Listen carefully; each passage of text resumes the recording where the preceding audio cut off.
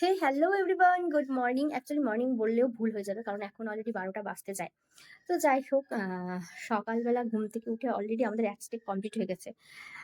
কালকে বাড়িতে পুজো, তো আজকে বুঝতেই পারছো মানে তার আগের দিন বাড়ির কন্ডিশন কি থাকে।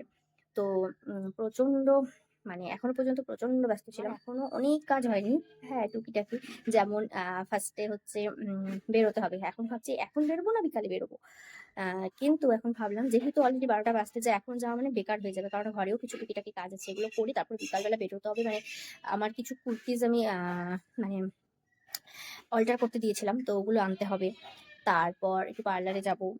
তারপর ঠাকুরের কিছু টুকিটাকি কিছু কিনতে হবে। তো এগুলো সব করবো।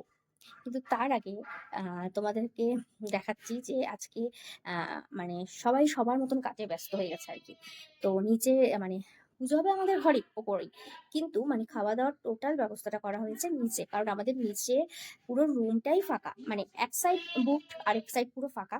তো তার জন্য ওই সাইডটা যেহেতু ফাঁকা আছে, তাই এবার আর ছাদে কোনো প্ল্যান হলো না। আর যেহেতু প্রচন্ড গরম, তাই ছাদে না এত গরমের মধ্যে না ওই প্যান্ডেল করলেও না খুব সমস্যা হয়ে যায়, ভীষণ সাফোকেটেড লাগে যতই তুমি ফ্যান দিয়ে দাও। তো তার জন্য নিচের রুমটাই যেহেতু মানে ফাঁকা, তাই নিচেই হচ্ছে সমস্ত ব্যবস্থা করা হয়েছে। যে হচ্ছে কাকুরা আসছে, ওরা হচ্ছে পুরো পরিষ্কার করছে। তো চলো একবার নিচে গিয়ে তোমাদেরকে দেখাচ্ছি।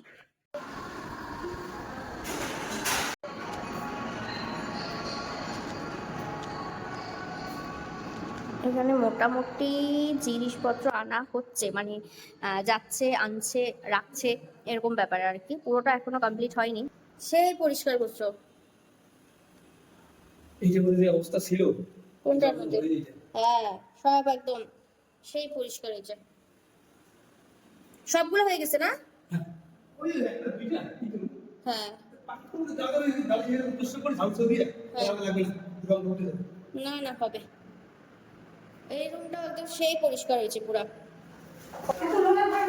হুম হুম হুম